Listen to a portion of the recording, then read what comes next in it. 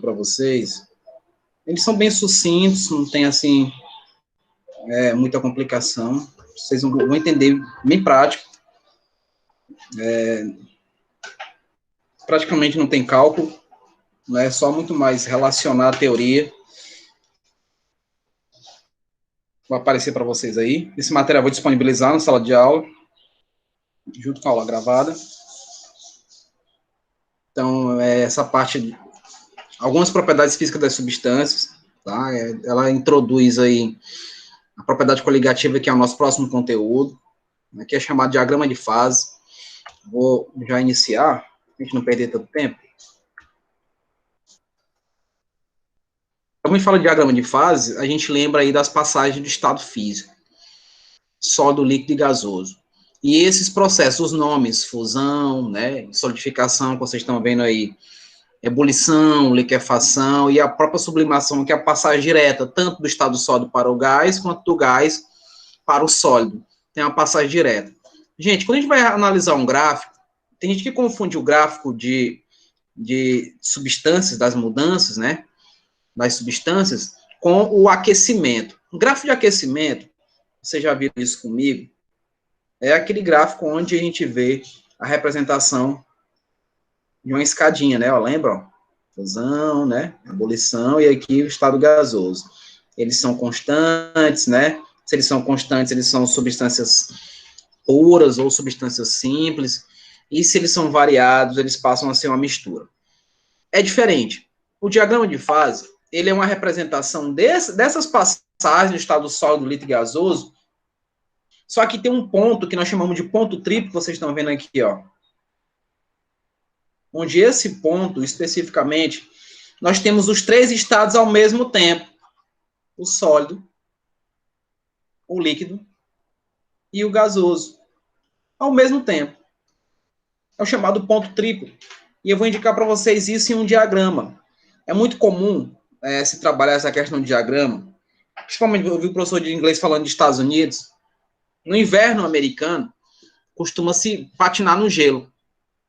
Quem já observou essa prática, quem já viu aí, por exemplo, nas Olimpíadas de Inverno, os patinadores andam rapidamente, né? Ali a passagem que está acontecendo é saindo do sólido para o líquido. E vocês vão notar o seguinte, que o gelo, né, vai retornar para o seu estado de gelo, estado sólido.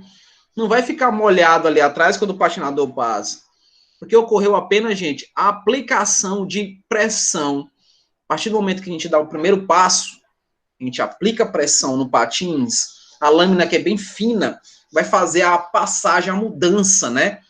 Direta, a fusão direta do estado sólido para o líquido, e a pessoa vai deslizar. Mas quando essa pessoa tira o pé, ele vai retornar instantaneamente para o estado sólido. Isso está vinculado à pressão. Então, quanto maior a pressão, maior vai ser essa passagem, não é tanto para os processos endotérmicos, onde ocorre a absorção de energia, mas também os processos exotérmicos, que é justamente a liberação dessa energia. Então, essas passagens, fusão, solidificação, ebulição, enfim, todas estão direcionadas com esse processo. E eu vou mostrar isso agora para vocês com um gráfico. Você vai ver aí no ponto triplo, aqui é o ponto triplo da água, tá? Gente, esse material todo é do livro, ok? Aqui tudo que eu estou mostrando está no livro, tá bom? Isso daqui eu vou dar como exemplo a água. A água, ela tem esse seu diagrama, onde aqui, ó, está implícito o ponto triplo. Gente, o ponto triplo, nesse instante aqui, ó, nesse momento, ele tem uma pressão e ele tem uma temperatura. Nesse exato momento, nesse exato instante de pressão e temperatura, a água, ela se encontra nos três estados. Ela está no estado sólido, líquido e gasoso. Então, essa é a principal definição de um ponto triplo. Se alguém perguntar para vocês, o que é o ponto triplo? É o exato momento onde uma substância se encontra nos três estados da matéria, sólido, líquido e gasoso ao mesmo tempo. A água, ela encontra-se nesse estado de ponto triplo a uma temperatura pequena, 0,001 graus. E uma pressão também pequena, que é a pressão chamada de ATM, que é de 0,0006 ATM. Lembrando que esse ATM, que é a unidade de pressão, então corresponde à atmosfera. Então, nós aqui de Teresina, nós estamos ao nível do mar. Então, está sendo exercida uma pressão sobre nós de 1 atm, que nós estamos ao nível do mar. E esse 1 atm, ele corresponde a unidades também, que nós chamamos de mmHg. Vocês vão ver isso muito na física, não é? O mmHg, que corresponde a milímetro de mercúrio. Então, 1 atm, vou colocar aqui como uma referência para vocês, 1 atm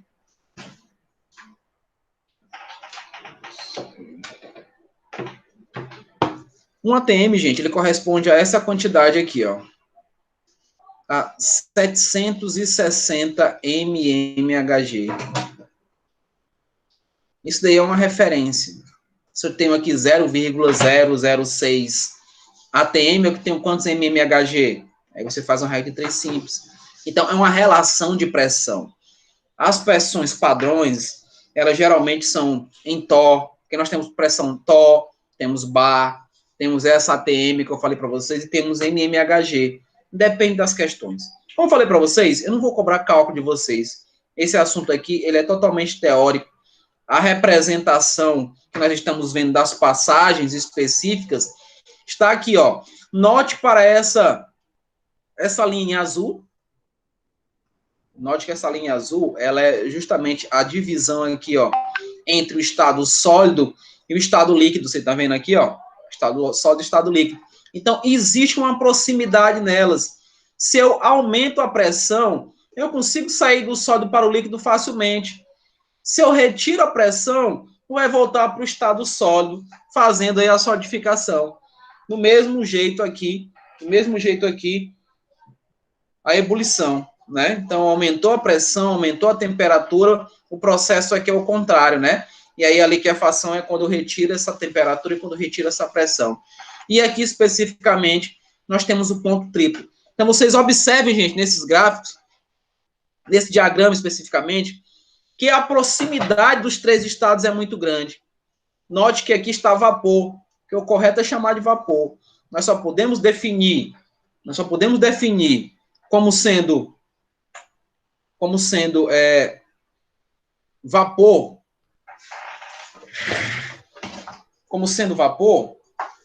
quando ele ultrapassa essa linha que eu vou tracejar aqui, ó. Ainda é vapor aí, eu estou tracejando a linha. Essa linha que eu estou tracejando, não sei se vocês conseguem ver.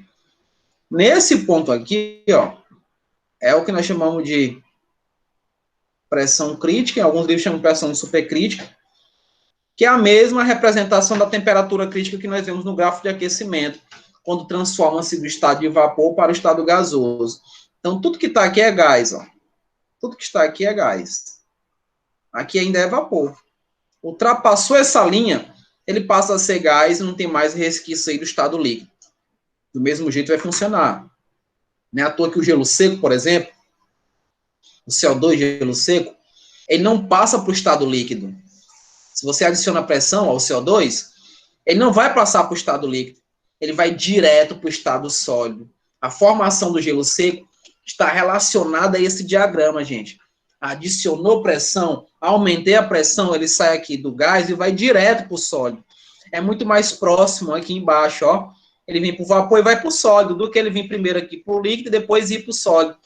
Veja que a proximidade aí é eminente, né? Então está relacionado com esses amigos pressão ou mesmo temperatura. Deu para entender o ponto triplo?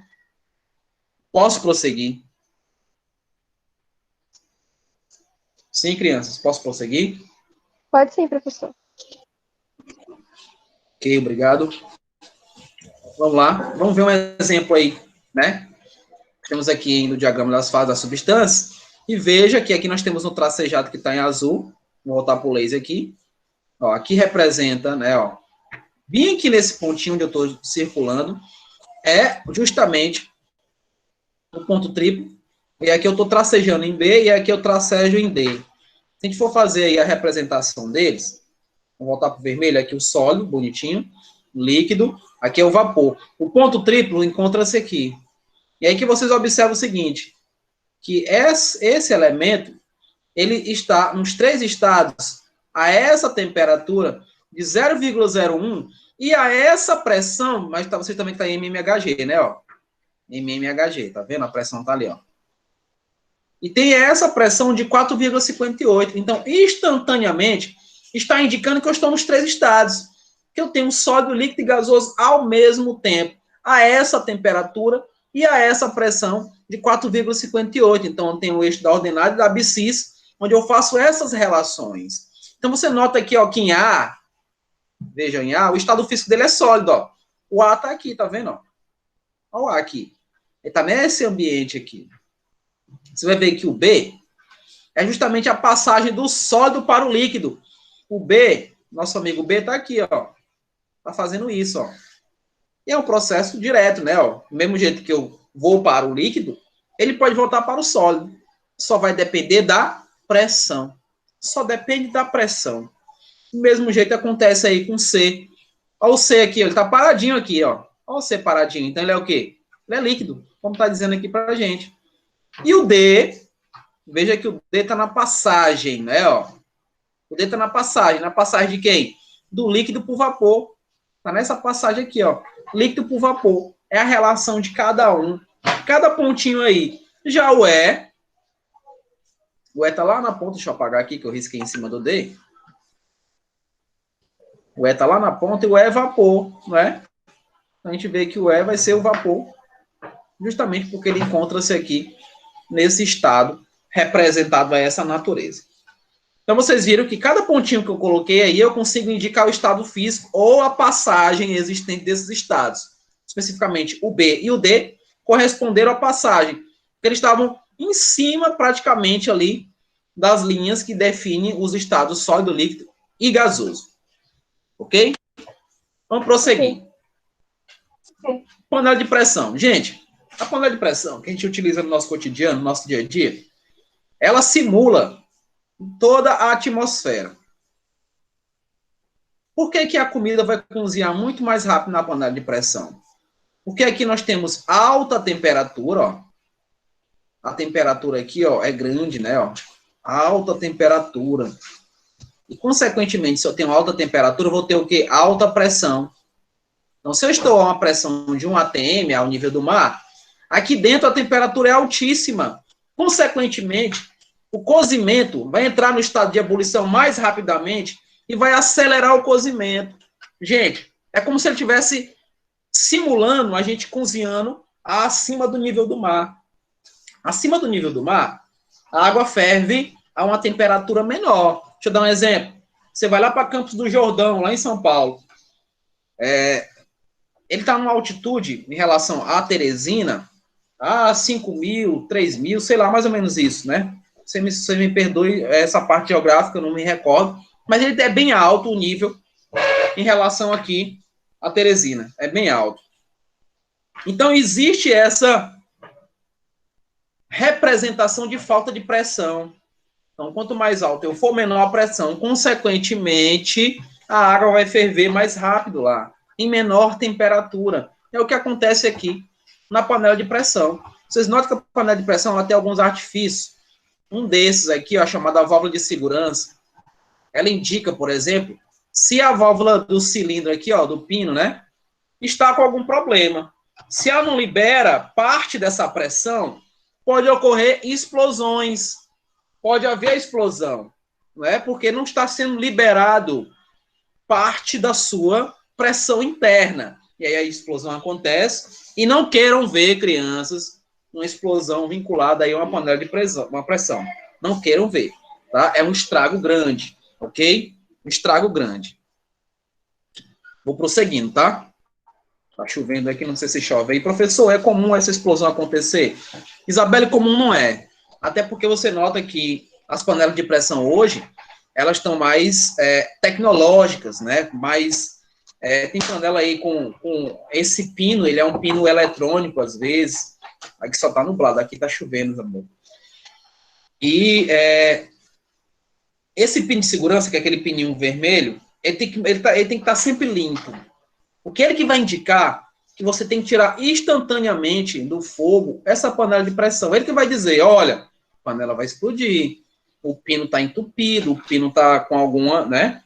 Tem uma tampa que apenas rola e não é...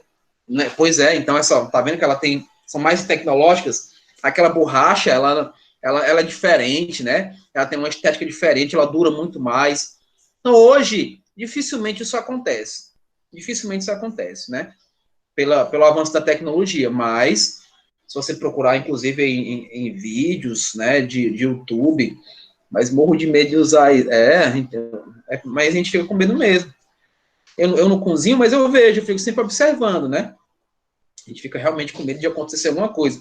Principalmente as panelas mais antigas, onde ocorre o ressecamento daquela borracha de vedação e pode ter algum tipo de problema. Então tem que ficar sempre limpinha, né? Sempre observar a questão da limpeza. Tudo bem, aqui é mais uma representação, ó. Nós estamos vendo agora aqui um gráfico da água. E aí vocês notam que eu posso indicar nesse diagrama aqui, note que o ponto triplo continua sendo aqui, ó. Onde eu tracejei. Minha panela aqui é mais... que eu mais uso. É porque ela faz isso mais rápido, né? Hein, Débora? Se você quer preparar uma panelada, uma mão de vaca, uma feijoada, vai na panela de pressão, questão de 20, 30 minutos, né? Rapidão. Eita, agora fiquei com fome. Um assado de panela. Eita. Não, volta pra cá. Eu também fiquei com fome. Salivei agora. Então a gente vai ver o seguinte, que o F, que tá bem aqui, ó, ele tá no vapor. Não tá nem num dos pontos e nem na representação de um deles. Né, ó. O G é do sólido para o gás. Tá bem aqui nesse pontinho, ó. Tá bem na representação. Ó, o G aqui, ó. Indica isso daqui, nessa passagem. O H é o sólido. O H tá totalmente aqui. O I tá do sólido para o líquido. Gente, só um minutinho, por gentileza.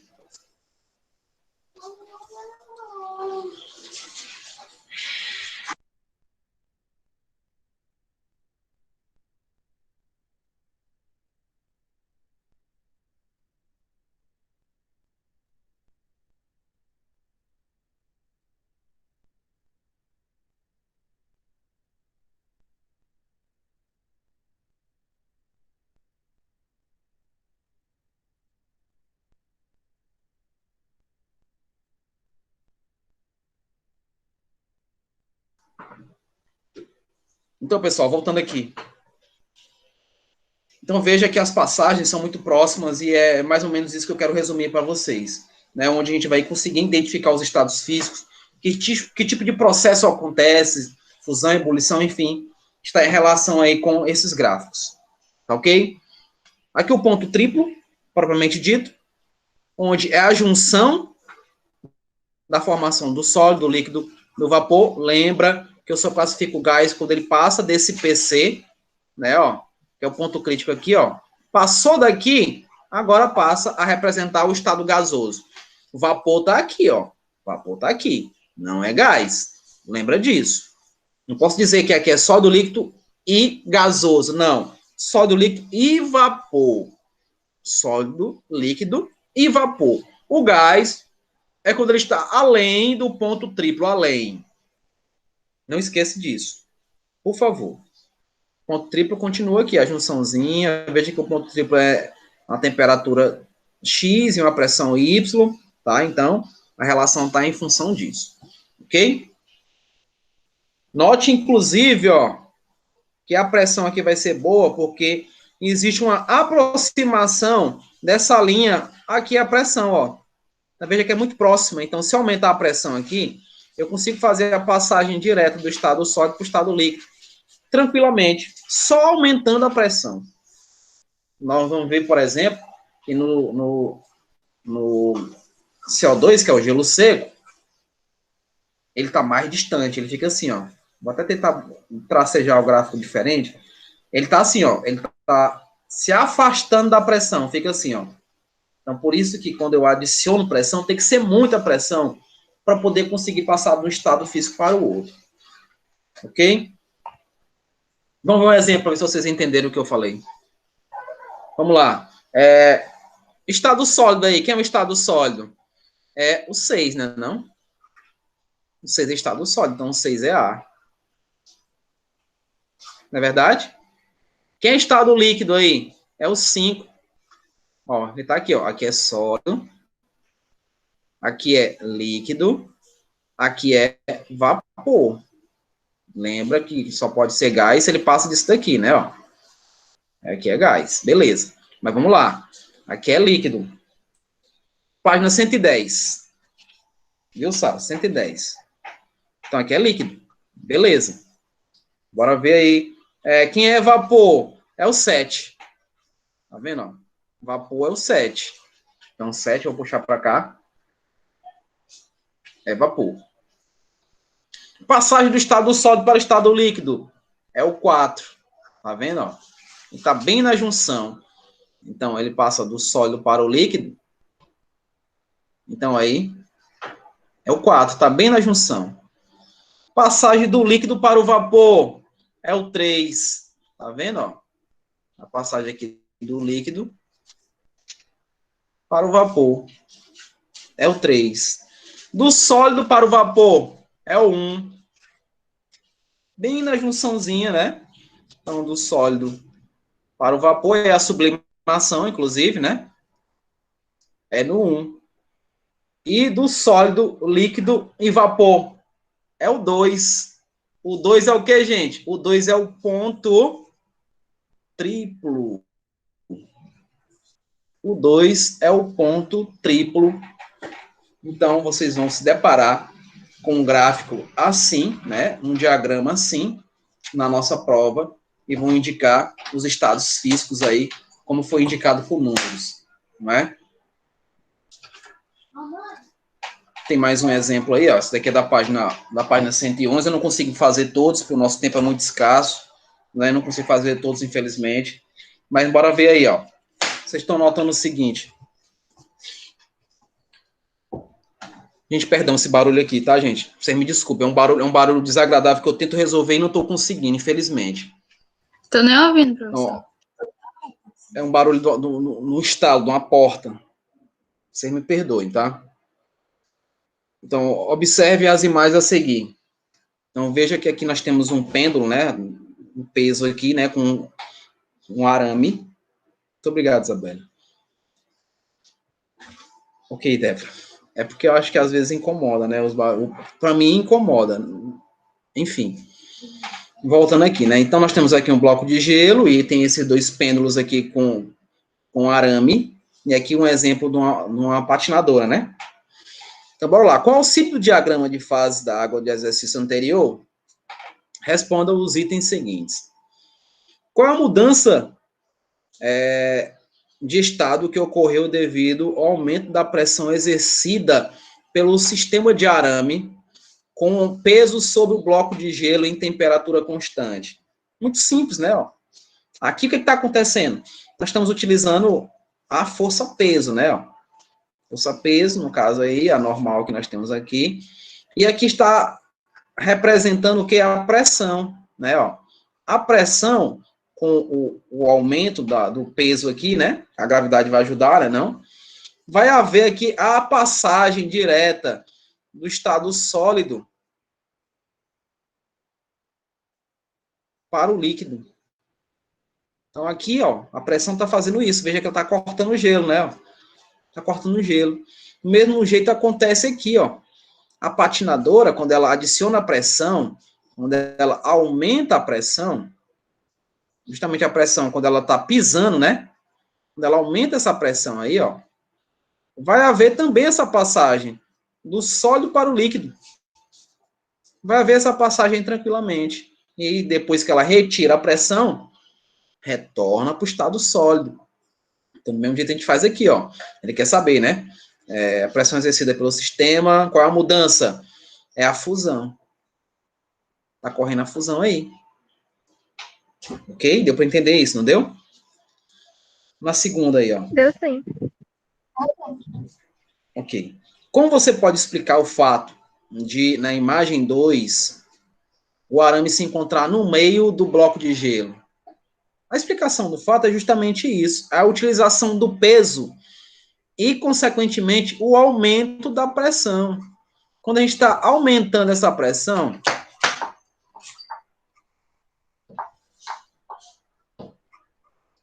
aumento da pressão faz isso. Então, ele ficou lá no meio. Como a gravidade vai continuar agindo com o passar do tempo, vai cortar, não vai? Vai separar esse bloco de gelo. Justamente porque aquela relação de pressão, se a gente for desenhar o diagrama bem aqui, nós vamos ver isso, né? Ó. Aqui o ponto triplo, tem outro aqui, né? Ó. Aqui é pressão e aqui é temperatura. Então, note que a aproximação da abscissa da pressão é muito grande. Então, se eu adicionar pressão, eu consigo passar. Se eu retiro pressão, volta. Então, aumentar a pressão já é o suficiente nesse caso. Já é o suficiente. Então, a explicação é essa, né? O aumento da pressão. 3. Se o arame atravessar completamente o bloco de gelo, esse será dividido em duas partes. Vai ser dividido. Porque quando ele atravessou, ele vai atravessando. Não, na verdade não, perdão. Não vai ser. Veja bem, não divide. Porque a pressão está sendo adicionada. Mas quando ela retira, isso daqui vai se fechando, gente, ó. Vai se fechando, ó. Ele se fecha. Vai passando, mas abre, né? Mas vai se fechando. Porque a temperatura aí com certeza está baixa também, né? Então, nesse processo aí, ó, ela não divide. Pode botar aí, ó, não divide.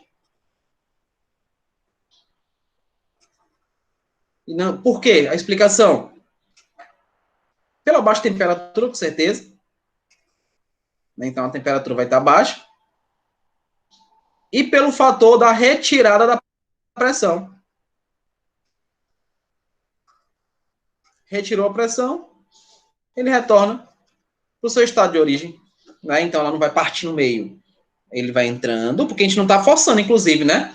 Está deixando a gravidade agir, naturalmente. Então, está entrando e aí ela consegue ultrapassar, mas volta para o estado sólido instantaneamente. Com base nas imagens 1 e 2, explique o que acontece com o arrasto dos patins durante a patinação no gelo. É o mesmo processo, gente. O mesmo processo. Pressão, adicionou pressão. O que acontece? É sair do sólido instantaneamente para o líquido. Retirou pressão. Ele vai voltar do líquido para o sólido. Você vai patinar, você vai chegar nos Estados Unidos, vai cantar Californication, vai ver os parabéns lá nos Estados Unidos, que é triste, né? É triste realmente. E vai olhar para trás quando patinar e não vai estar molhado lá, não. Não esqueceu, né? Não esquece, não. Achei engraçado o assobiando só. Ele lembra muito o Dailan. Ele parece com o Dailan. Quando eu entrei, eu pensei que fosse ele. Ele lembra muito o Dailan. Enfim, voltando aqui. Eu acho que ele lembra o Dailan. Então, retirou a pressão, tá patinando, tá aqui patinando, olhou assim para trás, não tá lá o lago não, né? O lago continua congelado lá. Quando você for lá para os Estados Unidos cantar Californication, você vai lá patinar e você vai olhar para trás, não vai estar molhado. Volta para o estado sólido, justamente porque você retirou pressão do sistema. Ok? Ficou entendido isso daí, gente? Diagrama de fase. Deu para entender? Ficou sim, professor. É bem teórico, tá? É bem teórico. Eu não vou pedir cálculos a vocês. Óbvio que quando a gente estiver mais à frente, eu posso mostrar algumas transformações de pressão, algum cálculo assim, onde eu só vou mudar a unidade, né? Como a gente muda a unidade de grama para quilograma, de litro para ml, enfim. Pode acontecer de alguma atividade que você encontre aí no nosso material, peça para que você transforme a pressão. Mas é uma coisa bem simples, aquela matemática básica mesmo. Tá ok? Para concluir, eu ia pedir para que você tivesse feito isso na próxima aula, né? No caso aí, na aula passada, que foi o feriado. Então, se vocês puderem, e vocês podem, façam essas páginas da 112 e 113. Se tiver alguma dúvida, a gente trabalha na outra aula. Na outra aula, na verdade, eu queria trabalhar a revisão com vocês, né? Para a prova. Queria trabalhar a revisão com vocês para a prova. Mas a gente vê. A gente abre um espacinho aqui para tirar alguma dúvida. Tá bom? Então, 112 e 113. Testem, treinem os diagramas. Esse daí é treino, tá? Embora não seja tão complicado assim, mas é treino. E treinar é o importante, tá bom? Eu terminei aqui, mas eu quero mostrar para vocês uma outra coisinha aqui. É um material complementar. Esse material complementar, eu pergunto para vocês. Vocês conhecem coloide? Já ouviram falar de coloide alguma vez? Tá, vou dar um exemplo. Todo mundo, com certeza, hoje fez uso de um coloide. Absolutamente. Deixa eu tentar adivinhar a marca do coloide. Oral-B. Vocês fizeram uso do coloide Oral-B ou Colgate. Coloide, isso daí, sabe? Coloide é uma solução ou uma dispersão. Quando eu falo soluto e falo solvente, soluto mais solvente forma o quê? Forma uma solução. Soluto mais... Isso. Soluto mais solvente forma uma solução. Quando eu falo de disperso e dispersante, eu também estou falando de uma solução. Vocês sabiam disso?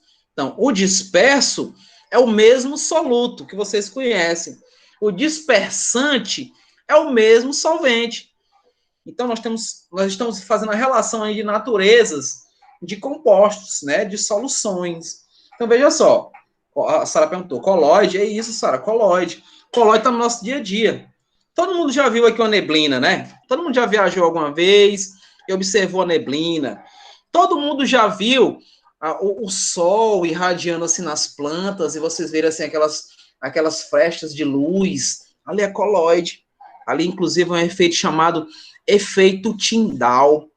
Todo mundo já viu nos resquícios da janela aquela poeirinha, né, aparecendo assim com o sol, né? Todo mundo conhece coloide, só não tem aquele entendimento do que é.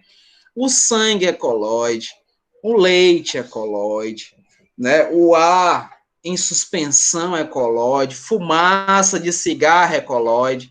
Eu vou mostrar para vocês o que é isso agora. Vou espelhar mais um material aqui, também vou disponibilizar para vocês, tá?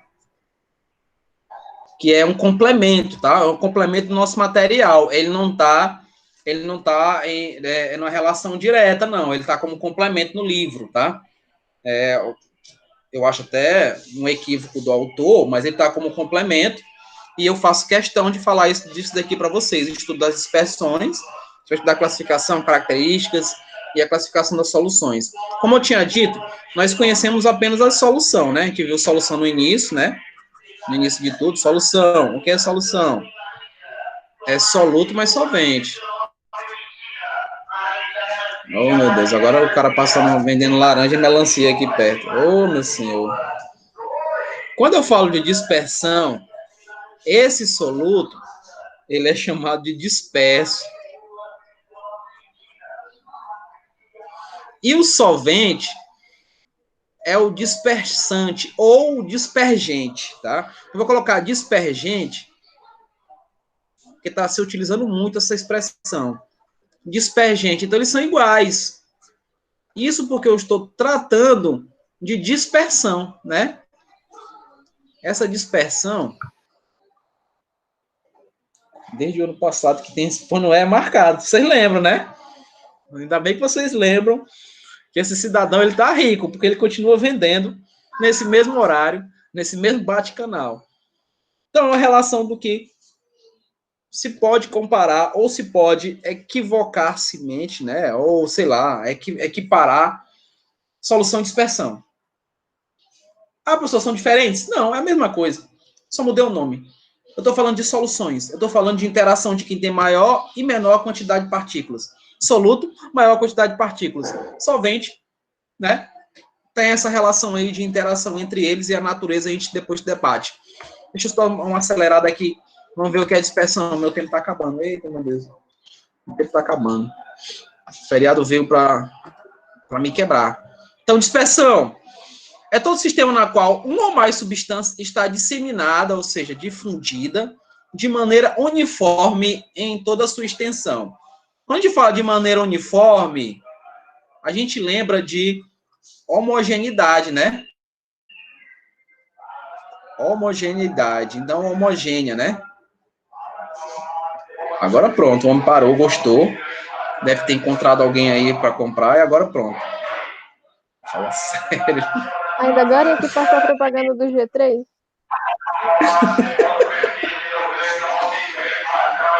Eita, senhor, agora pronto. Pois bem, essa definição, né? Então, nós estamos dizendo que é homogêneo, porque está dizendo que é uniforme em toda a sua extensão. Então, prosseguindo aqui, a dispersão, que eu falei do disperso e do dispersante ou dispergente, tá vendo? Ó? É essa relação. Então, a gente vai notar aqui, por exemplo, eu tenho aqui açúcar e tenho a água. Então, o açúcar é quem? É o disperso. Por quê? Porque ele tem menor quantidade de partículas, ele é o soluto, não é? Olha a relação que eu estou fazendo. A água aqui, quem é? A água é justamente o dispersante, ou seja, é o solvente. Quando eu faço a união dos dois, eu não consigo identificar quem é açúcar e quem é água, na verdade. A olho nu eu consigo? Não vou conseguir. Então ela é o quê? É uniforme em toda a sua extensão. Só que essa uniformidade, ela está relacionada às partículas. Veja só, quando você tem a questão de um namômetro, aqui é só unidades para a gente entender o que é namômetro, tá? Então são partículas muito pequenas. E nós temos menor ainda, que são o angstrom, que são 10 a menos 10 metros. Então o angstrom corresponde a 10 a menos 10 metros. Então posso fazer, inclusive, a relação com os dois, né? Então essas partículas, esse tamanho de partícula, vai indicar, gente, isso aqui. Veja só, vamos ver quais são os tipos de dispersão. Nós temos as soluções, que nós já conhecemos. Essa solução, eu vou até indicar aqui, ó, são chamadas de soluções verdadeiras. Então, a solução verdadeira, crianças, elas têm a relação de 1 namômetro. É de 0 a 1 namômetro. E é importante salientar a vocês que soluções verdadeiras, elas são realmente homogêneas. Eu não vou conseguir identificar com aparelhos e nem com ultrafiltros. Eu não vou conseguir separá-los. Então, elas são realmente homogêneas. Por isso que são classificadas de verdadeira. Então, solução verdadeira é aquela que, na sua extensão, ela é homogênea e eu não vou conseguir identificar com nenhum aparelho. Não consigo identificar. Então, é verdadeira. Ela tem a sua quantidade de partículas de 0 a 1 namômetro. Então, são bem pequenos. De 0 a 1 namômetro. Já o coloide, aí, a dispersão coloidal, veja que, embora na aparência, você pega um gel, você tem um gel de cabelo aí. Você olhou para ele, você vê aquela transparência, né? Algumas formações de gás, né? Algumas bolinhas assim, né? Que vocês observam. Você vai dizer, não, aqui, esse meu gel de cabelo, ele é homogêneo. Não é, gente. Cuidado. As dispersões coloidais, elas não são homogêneas, elas são heterogêneas. Por quê, professor? Porque eu consigo, no coloide, gente, eu consigo pegar um coloide e consigo separar o disperso do dispersante. Posso separar como? Com a ultracentrífuga. Uma ultracentrífuga, que é algo bem avançado, consigo fazer essa divisão do disperso para o dispersante. Consigo. Com ultrafiltro também. Óbvio que com a gravidade é impossível, não vai poder. Então, eu vou ter que utilizar esses aparelhos para poder fazer essa separação. Então, não esquece. Os coloides, eles não são homogêneos. Não são homogêneos. Não são. Não são homo. Não digam isso. Chega em casa agora. Não, em casa agora. Vocês estão em casa, né? Na hora do almoço, diz assim, pai, você sabia que os coloides, eles não são homogêneos. Eles são separados por ultrafiltro e ultracentrífuga. Vai aumentar, com certeza, exponencialmente a sua mesada. Alguém perguntou aqui, alguma coisa no chat, eu não consegui ler. Deixa eu ver aqui, rapidão. Professor, foi a Isabela. Aqui tá chovendo, se a conexão cair, eu sair, beleza. Beleza, Isabela. Aqui parou. Então, voltando aqui.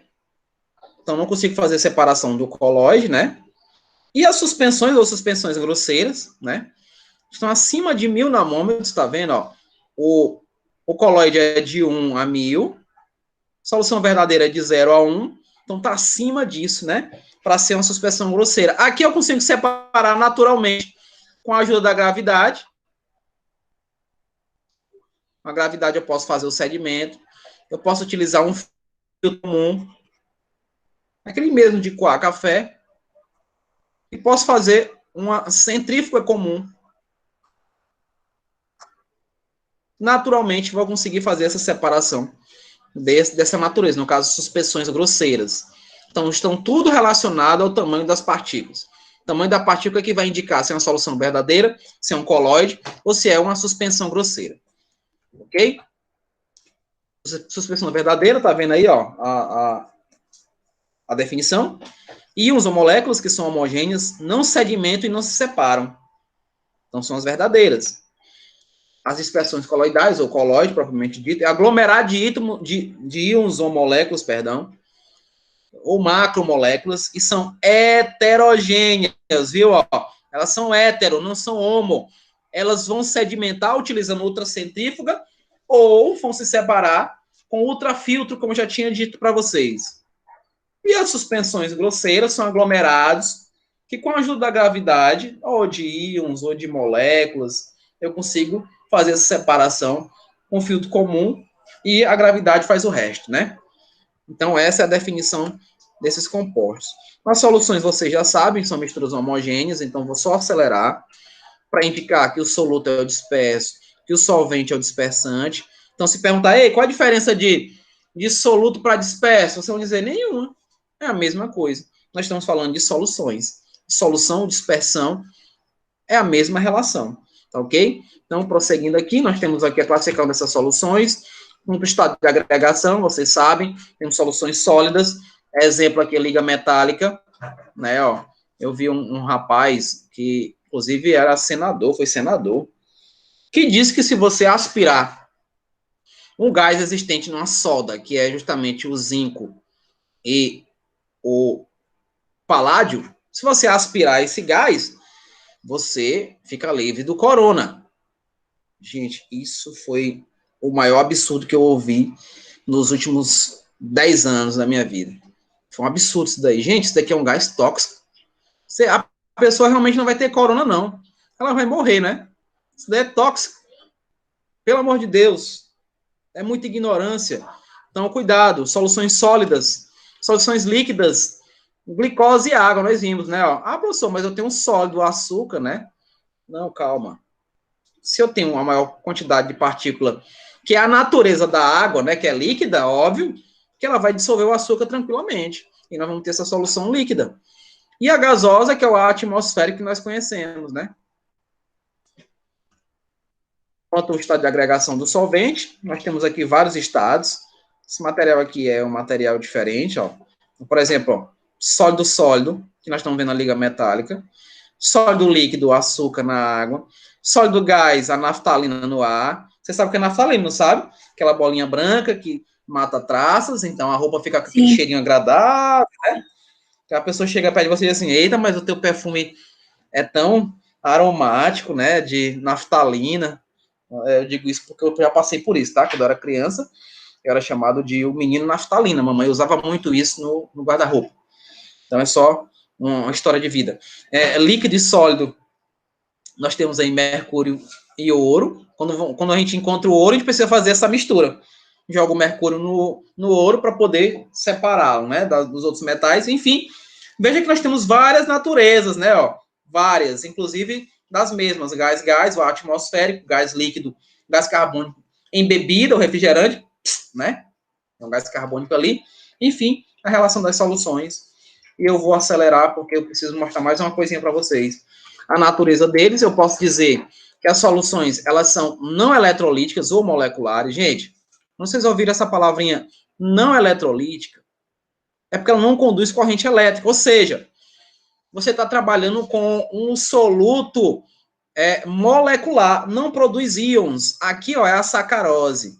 A sacarose é o C12 C6H12, acho que é C6, perdão. C6H12O6, na verdade que é a glicose, tá? Veja que ela é molecular. Se você reagir ela com água, ela não vai romper, tá? Não vai romper carbono, hidrogênio e oxigênio. Ela vai produzir ainda a mesma coisa. C6H12O6, só que aquosa, né? Isso produz a mesma coisa. Não vai haver aumento e nem quebra de molécula. Então, aqui não conduz corrente elétrica, porque isso daqui é molecular. Mas nós vamos ver que existe a natureza aqui, ó, eletrolítica. Então, não confunda não eletrolítica com eletrolítica. O não eletrolítico não conduz corrente elétrica. Eletrolítica vai conduzir corrente elétrica. Por quê? Porque você vai identificar ácidos, você vai identificar bases e você identifica sais. Vocês conhecem isso daí muito bem, viram com um dos anjos, isso daí passo a passo. Ele disse para mim que vocês são expert nas funções inorgânicas. Então, ácidos, bases, sais, por exemplo, NaCl, o sal de cozinha. Quando você reage com água, ele vai produzir o íon Na+, e o Cl-, não é isso? Ó, lembra que isso aqui é aquoso. Aqui também é aquoso. Então, esses caras são íons.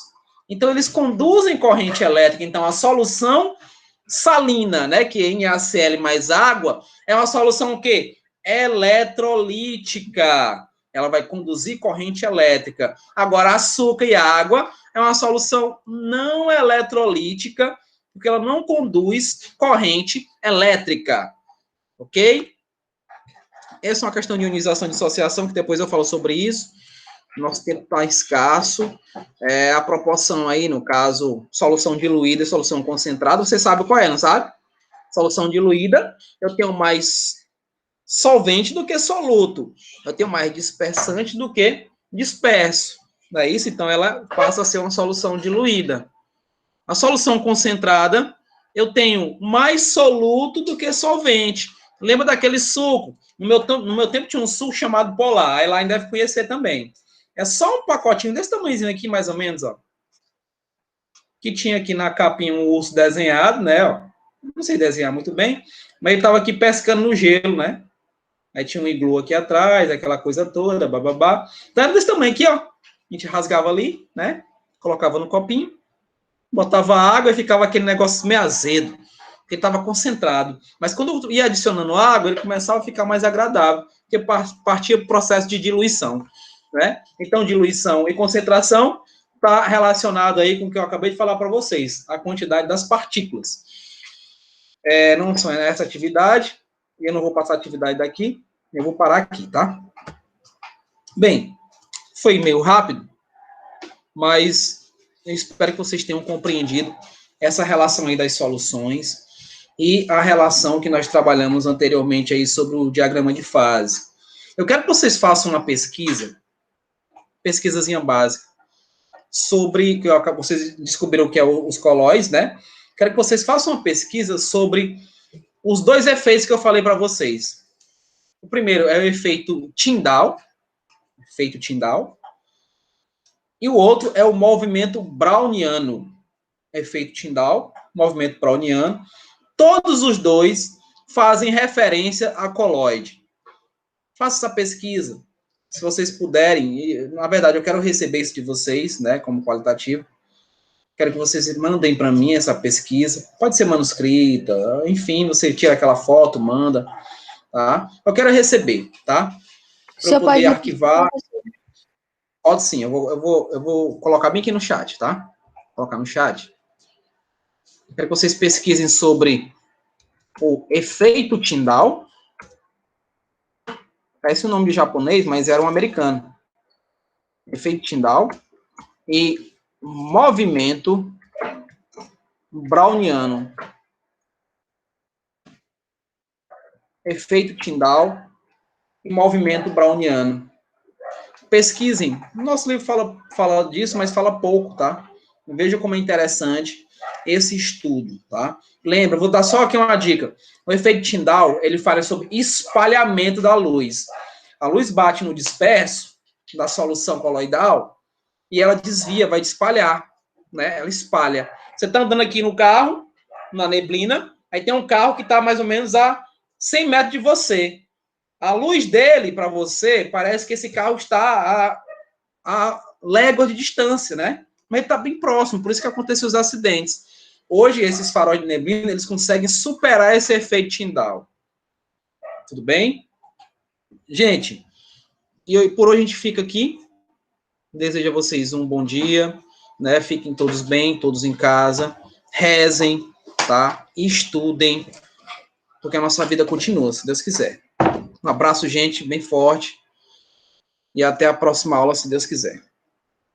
Tchau, professor. Tenha um bom Até dia. mais, Débora. Igualmente. Fiquem todos bem, tá?